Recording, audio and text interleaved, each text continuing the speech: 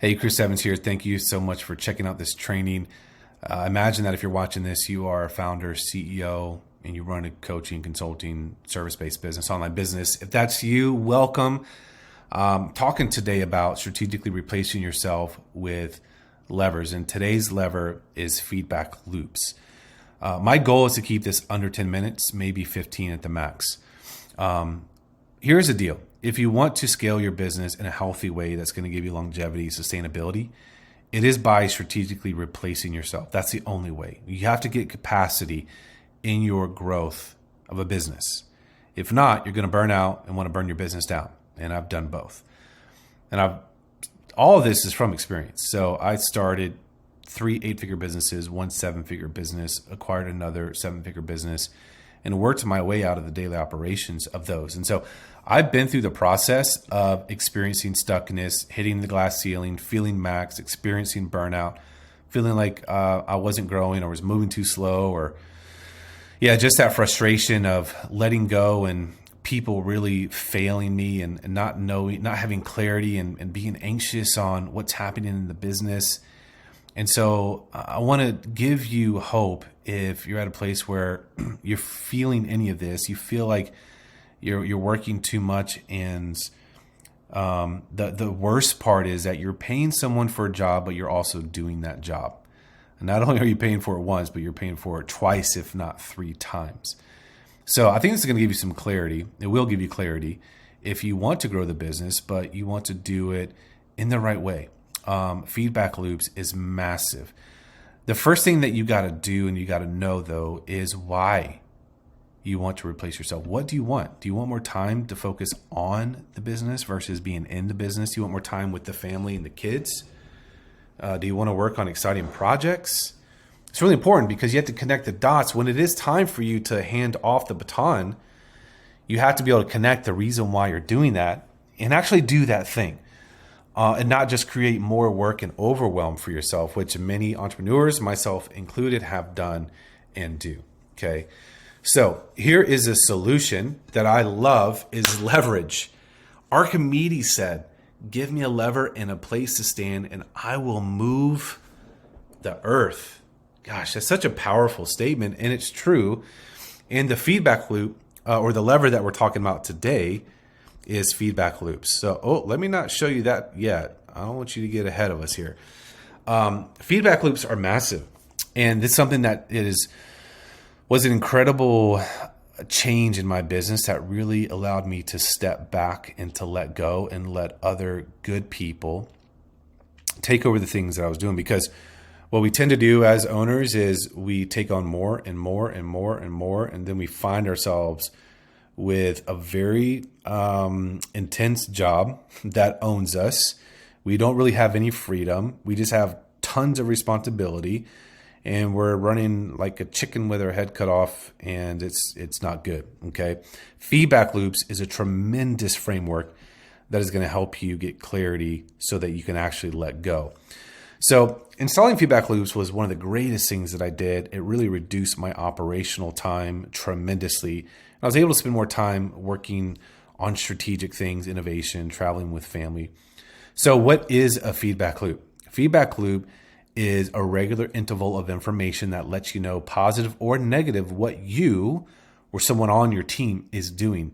So it gives you clarity. Feedback loops give you clarity, which is really important. So when you have the right feedback loops, it's going to reduce and relieve anxiety because you know what's going on for good or for bad. But knowing is really important because then you know, okay, this is really what I need to focus on or what we need to focus on as a team.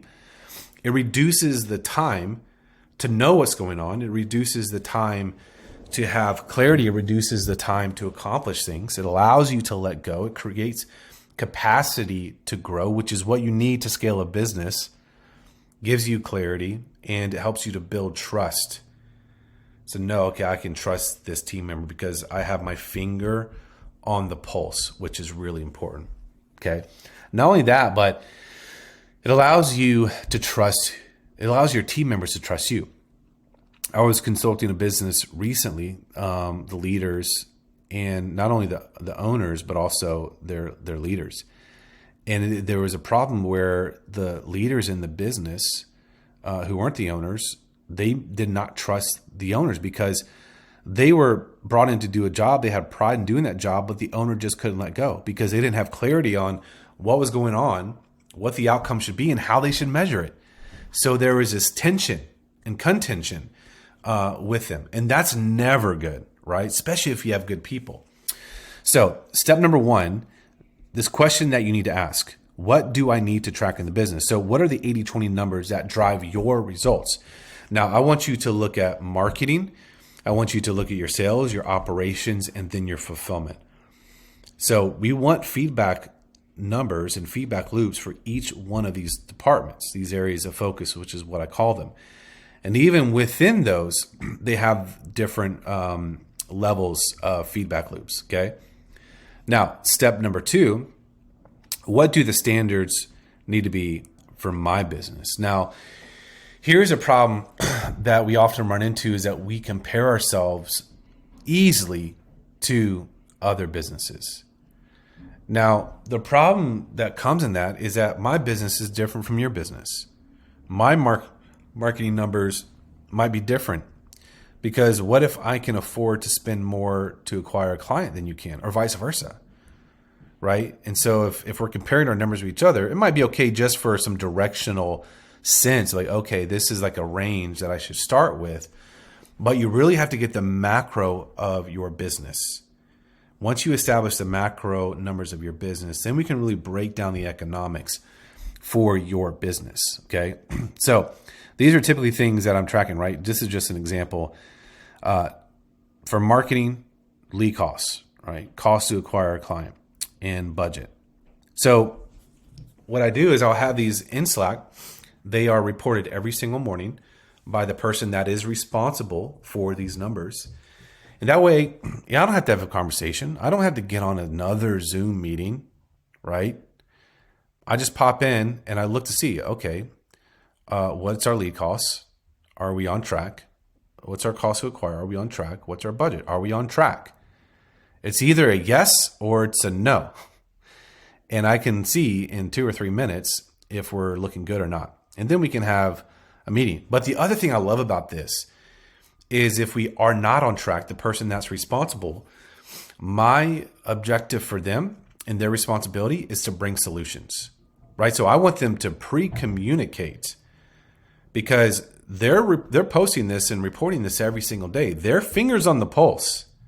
So it is their job to also bring solutions to if we're not on pace, right? So if our target is $15 for a lead and we're spending $25, they're seeing that and they know that we're in the red. And so I want to see them post in Slack or whatever the communication channel is.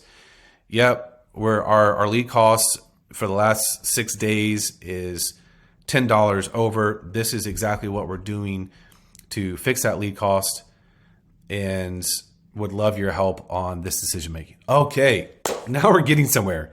But most owners, they don't really know. They don't know what their target should be. They don't have any solutions. And it's just a soup of madness. So again, we go down through every department, area of focus of the business: marketing, sales, operations. Again, for sales, it could be calls taken, offers made, close percentage, cash collected. Okay. But we don't have time. I only have 2 minutes to finish this training out. And I want to give you the 4 C's before we close this out to replacing yourself. Number 1 is clarity. Number 2, codification. Number 3, competency, and then communication. So clarity on, okay, what's the objective and how can I measure the success or failure of that objective? Again, like going back to the lead costs, right? I've set the objective of $10 or $15, whatever I said, which is I just pulled out of the air. So don't take that back to your team. Say, hey, Chris said, okay. What is the role and responsibility? So that person, they're responsible for accomplishing that objective: lead calls, cost to acquire, budget spent, and everything that falls under there to bring solutions to the table. And at the end of the month, my business might rely on 2,000 leads per month at X budget with X cost. That is on them. Okay. Now, the first thing that I replaced myself in my previous business was actually media buying. I was buying the ads and running all the opportunity for the business. And so I brought in a media buyer. And so I really had that process pretty codified for the person coming in. So this is how you're really able to strategically replace yourself, is what are you currently doing step by step? You need to distill that into a process that another person can follow. Okay. Now, there's a lot of nuances to this, because if I bring in someone experienced, it doesn't have to be so strictly followed to the T. It's like, this is where we're at. This is where we're going. You can fill in the gap. That's all that really matters at the end of the day, is that you get us to the end result. Okay. Now, if someone's not proven, then that's a different conversation, which brings us to competency. Competency is, does the person that I'm replacing myself, do they have the required proven skill to fulfill the role? Do they already have the experience of generating 2,000 leads, right, and 200 sales conversations a month? Competency is massive in replacing yourself. And here is where I bet if you've replaced yourself or tried to and it's gone wrong, it's because you haven't had these 4 C's. Now, again, there's a lot more that goes into this. I'm just kind of giving you the top level of this. But when you get someone who is competent and you have clarity on what their objective is, they know their role, their responsibility, what they're doing is codified, and you have good communication, i.e. feedback loops, to know, okay, we're moving in the right direction or we're way off, it's going to change the game for you. But competency is a massive, massive pillar in this process. Now, here are the challenges that I think we often face as owners. Number one, we don't really know how to identify what our baseline numbers are, what they should be. And unfortunately, this comes by failing a lot and figuring out, okay, this is what the economics should be in my business. How to make sure that your person is competent, right? How do I actually measure that? And I actually have another training that I want to send out, but it's really how to measure the competency of, first, the role, like the responsibility, but then also the person that I'm bringing into that role and responsibility. Number 2, learning how to trust our people. Gosh, this is really massive, because usually we're not going to let go if we don't trust the person. Right. Now, a big part of it too is that we don't trust ourselves. Many owners, they've never done it before, and they're fearful. They don't really know the how, the what, the why, all the things that we're talking about today. But you do have an advantage because we're talking about it today. But here's the thing. If you want to grow, you must let go. If not, you will burn out. And many times, businesses have been burnt down because of that.